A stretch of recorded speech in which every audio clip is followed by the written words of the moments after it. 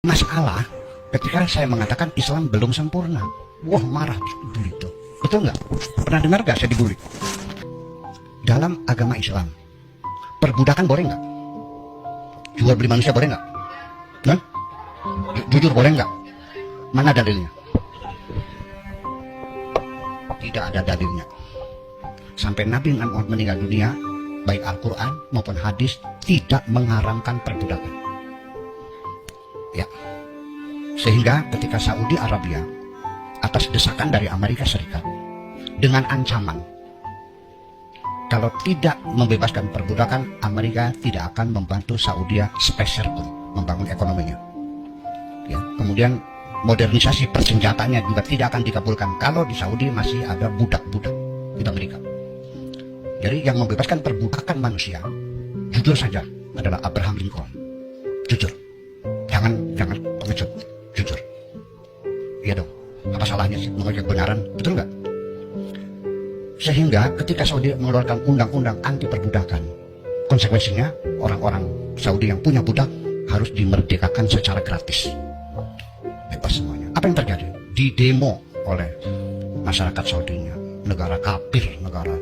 Kenapa melarang perbudakan? Allah tidak melarang perbudakan. Kenapa melarang perbudakan? Nabi tidak melarang perbudakan. Bagaimana bisa melarang sesuatu yang tidak dilarang Tuhan? Nah, gawatnya. Jadi maksudnya apa? Ya harus boleh, karena Al-Quran tidak melarang. Betul nggak? Makanya saya langsung Islam belum sempurna, supaya mereka sadar. Karena mereka meyakini sudah sempurna, maka semua isi kandungan keputusan hukum-hukum agama yang berlaku itu sudah sempurna. Tidak boleh dibatalkan, tidak boleh direvisi, dan tidak boleh diganti. Tetap berlaku sepanjang zaman. Karena mereka meyakini Islam sudah sempurna, maka perbudakan adalah boleh. Ketika Arab Saudi melarang perbudakan, mereka demo. Kenapa melarang perbudakan? Padahal Allah tidak melarang perbudakan. Al-Qurannya ada kok. Quran, Surah An-Nisa, ayat 24.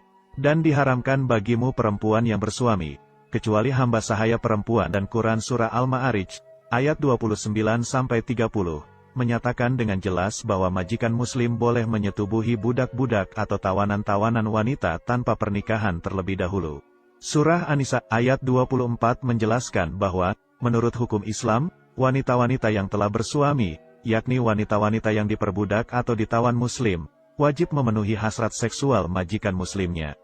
Memperkosa istri sendiri atau budak-budak wanita memang dihalalkan dalam Islam.